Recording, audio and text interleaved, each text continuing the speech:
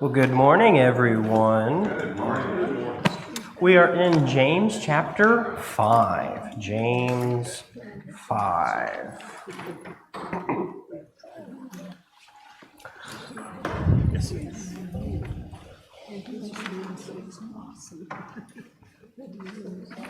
Okay, James chapter 5. Last week we talked a little bit in the latter half of chapter 4 about how to view the future, right? And it's important to remember that the chapter breaks were put in later, not by James himself. Because this chapter break particularly kind of breaks up a section that I think was intended to be one section. So, I mean, it does have a second beat to it, that's for sure. But last week we kind of looked at the concept of, James says, why are you going to say, well, today or tomorrow we're going to go into a city, we're going to sell things, we're going to make a profit. And James starts talking about that very common attitude, almost like non-Christians in everyday life, but just this attitude that's common among Christians and non-Christians alike, right? And he starts talking about how you view life as you're trying to do business. He's talking about everyday life. He's talking about Monday to Saturday kind of life. And he kind of gets a little bit harsh with them, and he says, what do you think you are? You think you can control the future? How do you know you can't even control tomorrow, and yet you're making plans for an entire year? And he's trying to just address this attitude where you don't include God in your plans, right? And in chapter 4, verse 13, the first words there is come now. Or I think the NIV translates it as now listen. And the first words of chapter 5, verse 1, come now, or now listen. He uses the same phrase in chapter 4, verse 13, and chapter 5, verse 1, and the themes are very similar. The content is very similar. And so that makes me think that this is just one section where James is kind of addressing the same kind of attitude, the same kind of group of people, because in the first section he's talking about merchants going to make profit, right? Your plan to do business. And in the second half, right here, chapter 5, verses 1 to, I think, around 6, he's talking about the rich, and he gets a lot more harsh than he did in the first half, that's for sure. But I want to make this note that he's kind of flowing into his next section, right? In the topic of money, and James loves to focus on money and how we shouldn't view money as the end-all, right, as the purpose to life. And he talks a lot about how we view the rich, how we treat the rich, right? Chapter 2, he had that section where he says, a rich man comes in and a poor man comes in. You treat the rich man better, guess what? That is sin, right? And so he talks a lot about being rich, about wealth. He talks about generosity, taking care of the widows and orphans. He talks a lot about money, and this one is no exception. But this one is extremely harsh. This might be the most harsh part of the book of James, and we're going to have to talk about this, and we're going to have to figure out how to view these scriptures and how to handle these scriptures and how to have a proper view of people with money, how to have a proper view not just of money, but of people with money, right? And so that's almost a completely different topic. So let's go ahead and have a prayer. Lord Almighty, thank you, God, so much for the chance for us to be here this morning.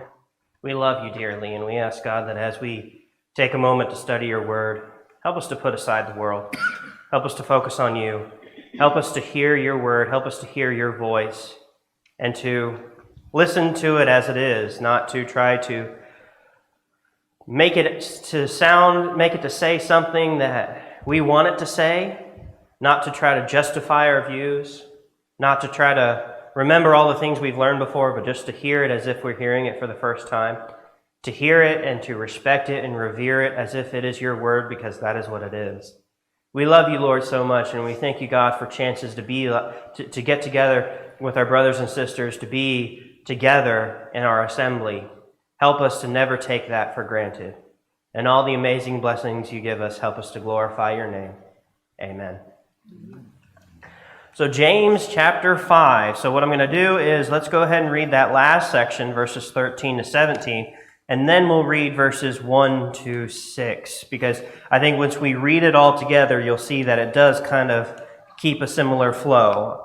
I'm not hating on the chapter verse here. I just hate that the chapter breaks kind of distract us. They kind of make us think, okay, we're starting something new. Well, James is kind of building on what he previously put.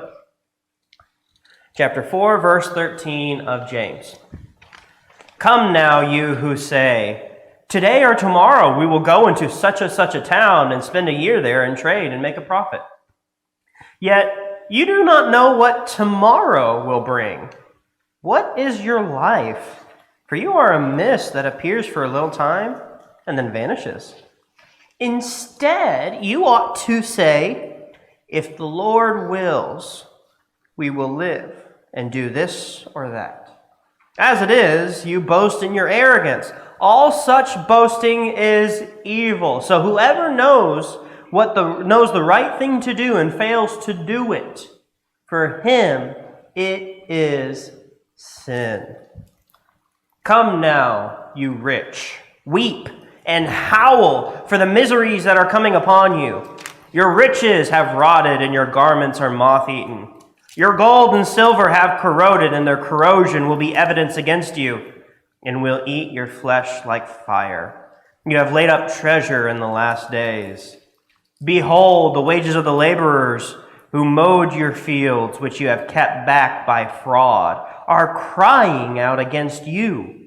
And the cries of the harvesters have reached the ears of the Lord of hosts. You have lived on the earth in luxury and in self-indulgence. You have fattened your hearts in a day of slaughter. You have condemned and murdered the righteous person. He does not resist you. So pretty pleasant words, right? This is harsh. Oof. And when you read it all together like that, it really does connect back to the section before it, where he's talking about, well, when you make plans to make money, you should be including God into it. He's saying instead of making the plan where I'm going to do this and this and this and make a profit, you should be including God and saying, well, if God wills. Well, if God allows, if God is in favor of my plan. Because if God has a different plan, then guess what? My plan's not going to work out. And then he hits on, and he's talking to people who are trying to do business. And then he hits on the people who do really well. In that last verse of chapter 4, so whoever knows what the right thing is and he does not do it, it is sin. And he does give a couple of examples of what things that you should be doing, and if you don't do it, then it's sin. Things like not paying your workers. That's a pretty big one. And that's one of them that he brings up. So James here, he's talking a little bit about these self-centered merchants, these people who are focused on doing business. Now, business is just part of life, isn't it? Everyone has to do business. Everyone has to figure out a way to make money. Everyone has to work for a living, right? Well, overwhelming majority of people, right? And so here we're not just talking about people who are trying to take care of themselves. We're talking about people who are trying to make a profit, right? We're talking about people, and he gets a lot more specific. He's not just talking about rich people here, is he? Right? Is this passage telling us that it's wrong to be rich? He says, come now, you rich, weep and howl for the miseries that are coming upon you. Is it a sin to be rich? Any thoughts? No? It's wrong if you don't use it in the proper manner. Walt said it's wrong if you don't use it the proper manner. Mike? The story of the rich man and Lazarus kind of gives us a little insight, and that's always fascinated me, was what did the rich man do wrong? Mm-hmm. The rich man and Lazarus, Jesus talks about how the rich man is in what seems like a version of hell, and Lazarus is sleeping. Yeah, very powerful. He failed to use it for profit. Yeah. He didn't give it to others in need. He didn't use it properly. He didn't give it to others in need. Are there people... Oh, go ahead, brother. Bob. Yeah, apparently they got their wealth by being dishonest, and along with that, it appears that they're fairly arrogant about what they're doing. Yeah, they got the wealth by being dishonest. They were arrogant. What was the last thing you said?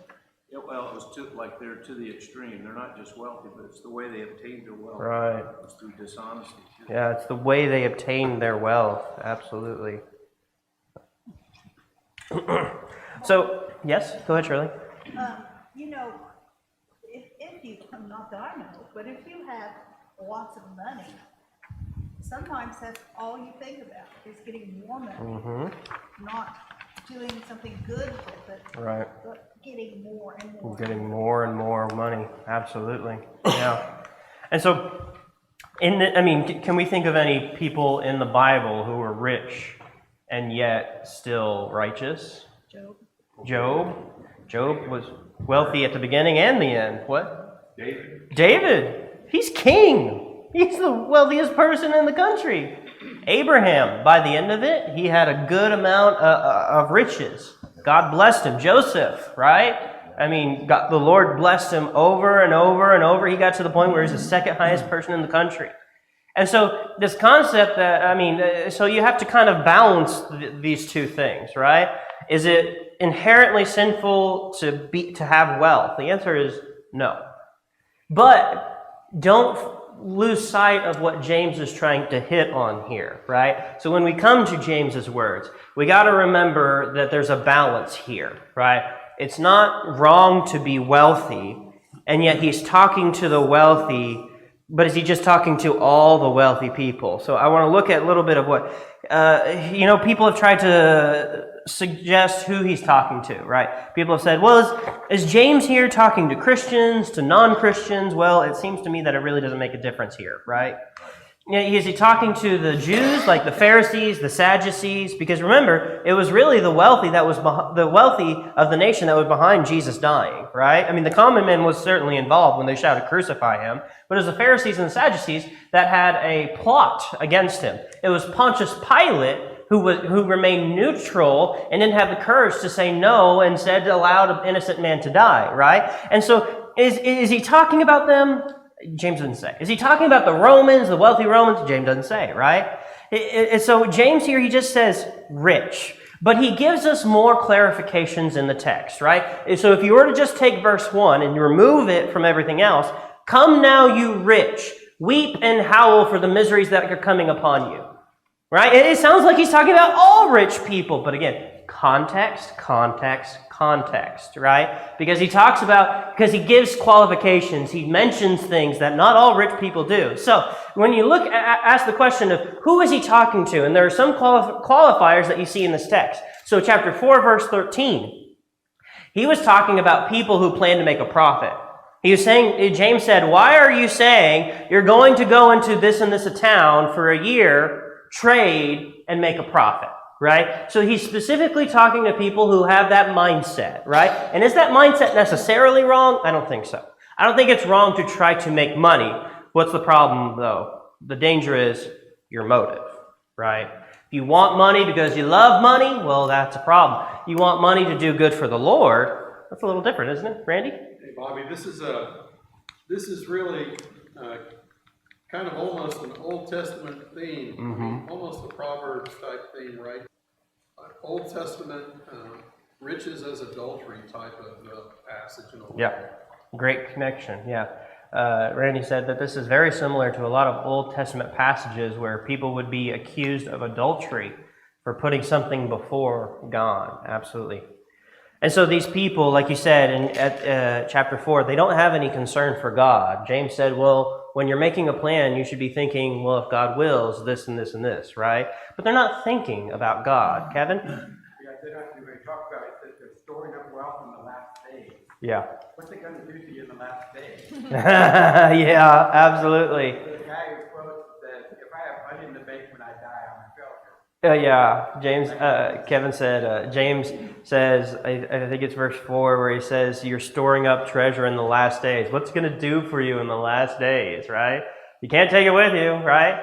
And so you look at the qualifiers in this text, he calls them rich, but there are other details given, right?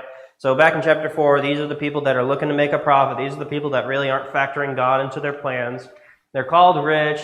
Verse 2 and 3, okay, they clearly have riches, gold, silver, and treasure. Okay, that's just being rich, right?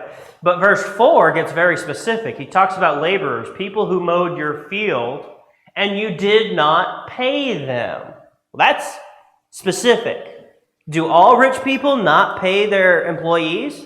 No, right? But guess what? The people who don't pay their employees tend to be the more wealthy because they're in a position to hire people, right? Well, no, I mean, that could definitely apply to people who aren't wealthy, but it just so happens that in every society, guess who tend to be the more powerful people? The rich people. Wealth and power are best friends.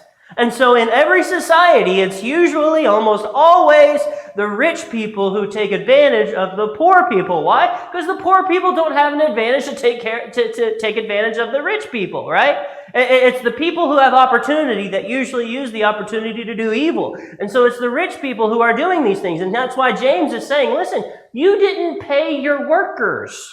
And you know what? That's stealing. That is fraud. And so he's not just talking about rich people, he's talking about a kind of rich people. The kind that hoard their wealth, the kind that don't pay their workers. Verse 5, the kind that live in luxury and self-indulgence. There are plenty of people who have wealth that live okay lives, but they use their wealth for good means. They use their wealth to try to help people, to take care of people, to do good and invest in others, right? And yet these kinds of rich people that we're talking about here are the kind that want to sit on their back and do nothing. They want to be luxurious. They want to be self-indulgent. They want to take care of every little thing that they do. They want to fulfill all their wants and desires. These are selfish people, self-centered people, people focused on themselves, and they don't care who gets in the way. They're going to trample over them. And then it gets to the major point in verse 6 where he says, you even murdered the righteous person. It is very clear we're not just talking about all rich people. We're talking about rich people who do evil actions, rich people who use their riches to take advantage of others. And that's one of the things I really wanted to hit on before we actually looked at the passage, because we're not just talking about all rich people. Mike? In Matthew 19, Jesus says, I tell you the truth, it's hard for a rich man to enter the kingdom of heaven. Again, I tell you, it's easier for a camel to go through the eye of a needle than for a rich man to enter the kingdom of God. And the disciples said, they were greatly astonished and asked, who then can be saved? And Jesus responds, with man it's impossible, but with God all things are possible. Absolutely. So, I think it points right back to the focus here of looking to God, trying to find out what His will is, and balance whatever blessings you've been given. Absolutely. Mike pointed out that amazing passage in Matthew 19 where Jesus compares the rich person to a camel going through the eye of the needle. But it's important to look at the next couple verses that Mike read that said, well, who can be saved? And Jesus said, with man, that's impossible. With God, all things are possible. Is it possible for a rich person to enter the kingdom of heaven? Absolutely. But is it going to be harder? Yeah. There's going to be difficulty. Wealth, it may seem wonderful just in a worldly view, but it's a spiritual temptation. It is, if you're not wealthy, then be thankful that you don't have that temptation. Because those who are successful will have a tendency to be prideful and think that everything they gain was by their own hands, right? The poor have no choice but to depend on God. They're saying, well, I don't even know how I'm going to pay rent this month. All I can do is pray. And guess what? That's the attitude you're supposed to have. But whenever you have a nice bank account, whenever you have a nice company, whenever you do make good money, you might have the temptation to neglect God. Like James said in chapter 4. When you're making plans, you think, oh, you're in such good control. Why? Because you've done this plenty of times. You've made profit plenty of times. And James says, but you're not thinking of God.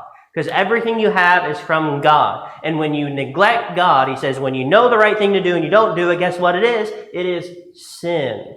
And that's what we're hitting on here. We're hitting on that attitude that tends to hit the rich. That motive that rich people tend to have because that wealth weighs them down and gives them a temptation, right?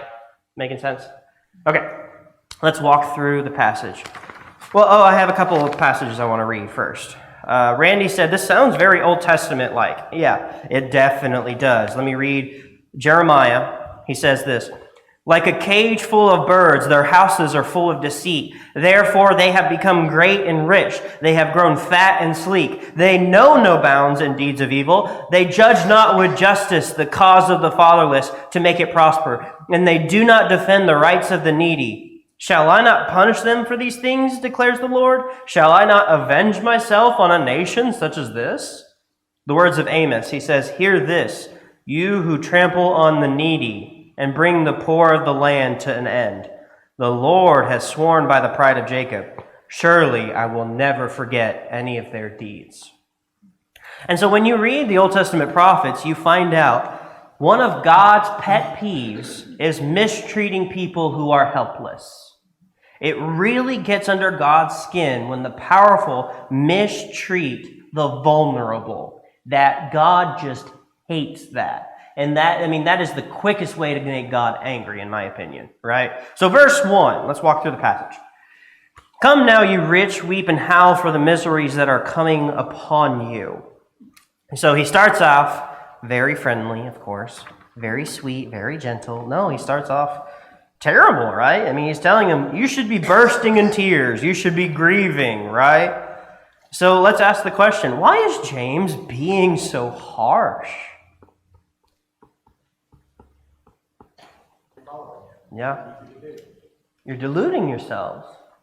And it's almost like James is trying to wake you up a little bit, right, Mike? I think a lot of times people that are rich view that if they have any relationship to God, they view that God has blessed them amazingly well. And so therefore they must be doing the right things. Yeah. That's a good thought. I mean, thinking that if you have wealth, God must be happy with you, and that God is you're doing the right thing. That would be a giant temptation, wouldn't it? Success can be a very big temptation, and you're thinking, well, God is blessing me. But then again, on the other side, well, if bad things happen to you, does that mean God is angry with you? Well, the book of Job tells you that's not the case, right? And so it's important for us to remember that how you are doing, whether wealthy or poor, doing well or poorly, that doesn't necessarily mean whether God's happy with you or not, right? Did you have something to add, Mike, to that? Well, I was just going to say Job's a great example, so we were in the same mindset. Yep. I mean, that's what the whole point of the book of Job is, in my opinion. His friends who were trying to convince him, listen, when your life is going well, that means God's happy with you. When your life is going bad, that means God's mad at you. And the entire book is Job saying, no, that's not the case. I was serving God. I wasn't being closeted. I wasn't having these closeted sins in my life. I was serving God, right? And so it's important to remember that success may very well be a test from God, or success may very well be a temptation from Satan, or both, right? It's just sometimes you do well. And here he's talking to the rich, and he is just trying to wake them up. He's like, listen, you need to weep and howl. I mean, he's trying to shake them a little bit, right? I mean, when God's word uses harsh language, you're supposed to be paying attention, right? Maybe we've gotten so far in the letter. This is the point in the sermon where you're waiting for the preacher to say, come forward as we stand and sing, right? You're sitting there and you're like, all right, 30 minutes, wrap it up, you know what I mean? Oh, I know, I see you guys. I see you guys up there. And maybe James is like, all right, I need to wake these people up. Maybe this is what I need to do. 5 minutes to the end of my sermon, I'll be like, wake up, right? I think that's what James is trying to do. He's saying, listen, rich people weep and howl, right? And he's trying to and he's being serious. He's trying to get your attention. And he's being very prophetic here. He's pronouncing a judgment upon them, right? He's saying, listen, misery is coming your way. What'd you say? Says something similar to that to the Galatians. Galatians. In his last chapter, he says, give as you've been prospered. Give as you've been prospered. Which means there is no limit, there's no minimum. We look at how we're capable of giving, and we should give accordingly. Absolutely. Yeah, Walt pointed out, you give as you've been prospered, meaning there's not a limit. It's based upon your capability. Yeah. Kim? And in the Old Testament, they even had to tithe. They had to tithe. But we can do more than that. We can do more. Yeah, absolutely. For them, that was a minimum. That wasn't just that you can't do anything more, right? I mean, or even, like whenever Jesus saw the widow who put in just 2 pennies, he said, that's all she could do, and that was more than the rest of you are actually doing. Even though you put in plenty, listen, she doesn't have anything left. It's not about how much you give, it's about how much you have left over, really. It's about the proportion, about how much you can give, right? And so he's telling them, weep, howl. Why is he telling them to weep?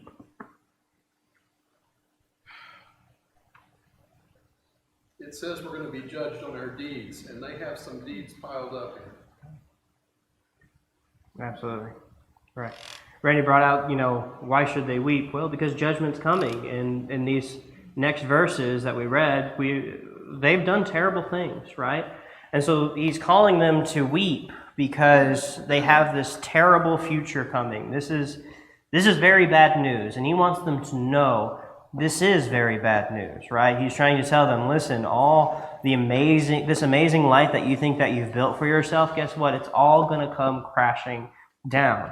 You have these, and so if you only knew how bad your future was going to be, you would be weeping and howling, right? And so he's trying to let them know the miseries that's coming upon you is going to cause you to grieve. It's going to cause you to cry out, right? We get to verses 2 and 3, where he talks about their riches being rotted, their garments moth-eaten, their gold and silver corroded, right? And he's bringing out very much that riches are temporary, are they not? Is that you can't take it with you, right? All the riches that you could amass, they're going to be nothing compared to heaven, right? You come into this world naked, and that's how you go. You didn't bring anything into this world, and you're not going to take anything out.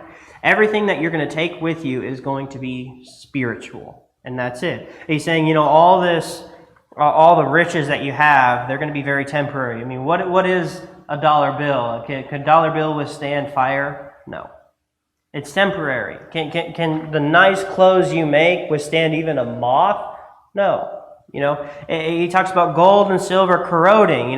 Gold and silver, in reality, they don't corrode, but that's not the kind of corrosion he's talking about, right? They don't, or they do corrode, they don't rust, right? Gold and silver, even those things are material, and they do not withstand just the test of time, right? Over time, they wear away. And so he's trying to just bring out this point that these things that you're putting your faith in, these things that you're working to build, guess what? They're just things, and they're so temporary. Why are you so focused on the temporary? And when these things corrode, it's going to be an evidence against you. Let's ask, how is the corrosion of their riches an evidence against them? What does that mean?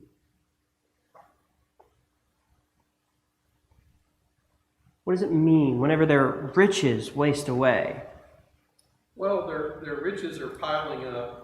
They're not being used for productive means. If you're just hoarding this stuff together, it's accomplishing nothing. Right. Great point. Yeah. Randy said, if you're just hoarding all this wealth, it is doing nothing. It is accomplishing nothing. Exactly. And so whenever all this wealth just corrodes and just wastes away, God says, whenever I judge you, that's going to be exhibit A, right? That's going to be an evidence against your evil deeds. All this wealth that is just wasting away, all this wealth that you amass that is just temporary. Guess what? The fact that this wealth wastes away, that's exhibit A for why you are being judged, right, Nancy? That reminds me that people that put away money and money and money and money because they're afraid of the future and they always want to have money for whatever happens. They're not putting their trust in God. That's right. That He's going to take care of you. That's right. Absolutely. She brought up an amazing point. When you're just focused on putting away a big nest egg, whenever you're just focused on money in the bank account in case something happens, you're not putting your trust in God. And I'm not against saving money for a rainy day. That's not what I'm saying. I'm saying that even whenever you do put money away, understand that you don't control tomorrow, and God does. And so if you're going to be taken of, it's not by your own hands, but it's going to be by God's hands. And so here we're talking about, just the idea that wealth is not going to save you. He says, instead, like a translation said, it eats your flesh like fire, right? He's even saying, you're thinking, you might be able to think to yourself, well, my wealth isn't hurting anyone. Well, I'm storing up money, but it's not hurting anyone. Well, he says the truth is it's hurting you, right? He says that corrosion that eats away at your riches, it's going to be eating away at your flesh. And so you find that the wealth that you have that's wasting away, that you're going to start wasting away because of it, right? The corrosion that's on your wealth is going to spread to you, and it's going to eat away your flesh like fire, right? I mean, this is symbolic of judgment. The riches that you have amassed in your greed leads to your judgment, right? The corrosion of your riches makes you corrode, right? And so he's trying to say, listen, you are affected by the things you're doing. All this wealth that you're amassing because you're thinking it's going to help you, guess what? It's going to corrode, and it's going to corrode you, right? I mean, he may be speaking even spiritually here, where he's saying you're going to corrode spiritually in the realm of morals. Well, guess what money does? Money makes you evil, right? Money provides so many temptations. Not 100%, but money provides temptations where you got this money, you could have more money, but you'd have even more money if you weighted the scales. You'd have even more money if you bent the law. You'd have even more money if you did a shortcut. When you're focused on money, well, then you're going to start justifying evil things. You're going to start justifying frauding people, stealing, bending the rules, right? And so you're corroding away, or it might be speaking to judgment. And I like this last verse. This last sentence here. I don't know which way it goes. Is he saying, like Kevin said, you're storing up treasure in the last days. You're storing up treasure whenever judgment's about to come. What's that? What use is that? Or is he being a little sarcastic here? Oh, you certainly stored up treasure here, but what's your treasure? It's judgment, right? I think he might be going either way. Like, you're storing up treasure in the last days, but what good is that? Or is he saying the treasure that you're storing up isn't actually the riches? The riches are going to waste away. The treasure you're storing up is judgment. I don't know which one he may be going towards, but in my mind, that's the two possibilities here. Kim? There's another story about the man who had so much, he had to build more barns. Yeah, that's right. And The story that Jesus brings out, I forget, it's in Luke, where the guy had so much of a harvest that it couldn't fit his barn, and he decided, well, I am going to tear down the barn and build a bigger barn. And in his mind, he's thinking, well, I'm going to be living in luxury, and I'm going to have such a nice life.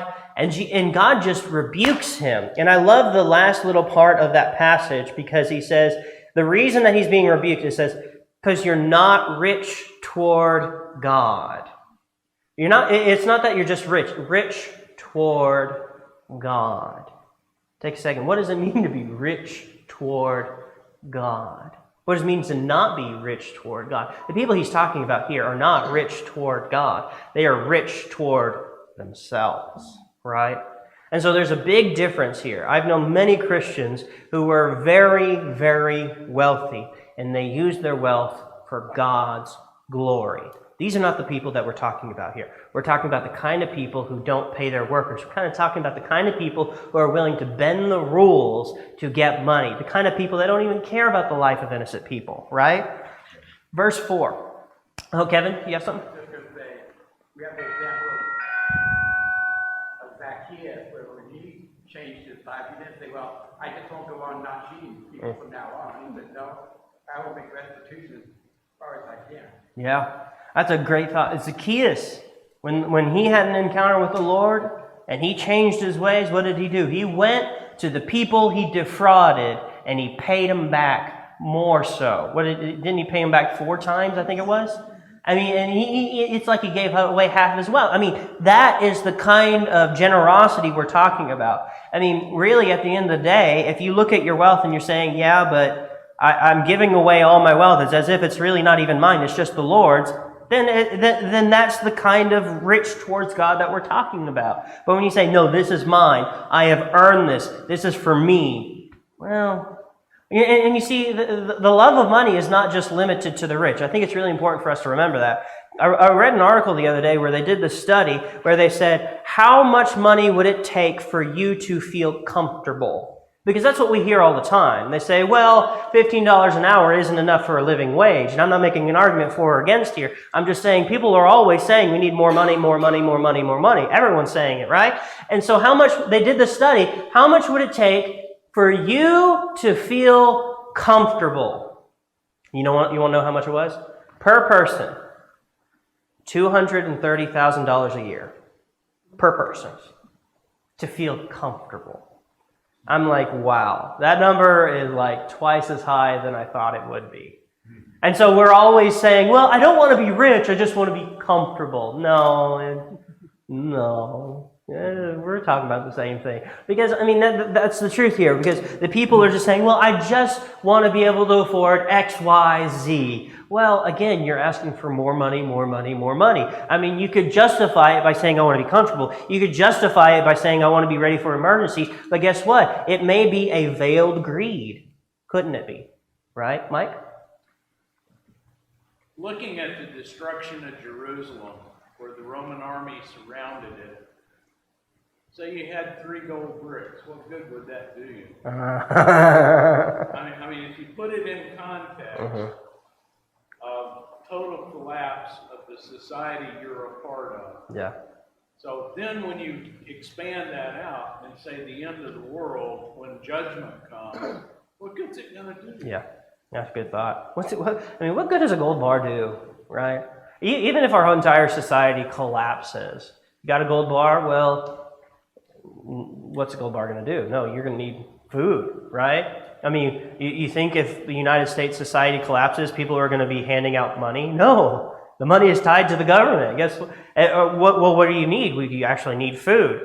Yeah, but the problem is in that kind of scenario where we're talking about apocalyptic, even if you have food, someone's just going to come along and take it. What do you need? Well, you need a gun. Well, that's not good enough because you need a gun. You need to be trained with a gun. And so over and over and over and over and over. Listen, there is no way to 100% guarantee everything. That's why the safest choice is, and this goes back to chapter 4, verse 13 to 17, the best thing to do is say, if the Lord wills. The best plan is not this contingency, A, B, C, D, plan Z. It is not having all the plans and being ready for everything. It's trusting in God. That's the best way to be secure, is it not? Rob? I know I have to be careful in the fact of its perspective. If I'm where I'm at now, I'm thinking of that as somebody that's super wealthy. Mm-hmm. But what about somebody that has poverty? I'm that person. Yeah.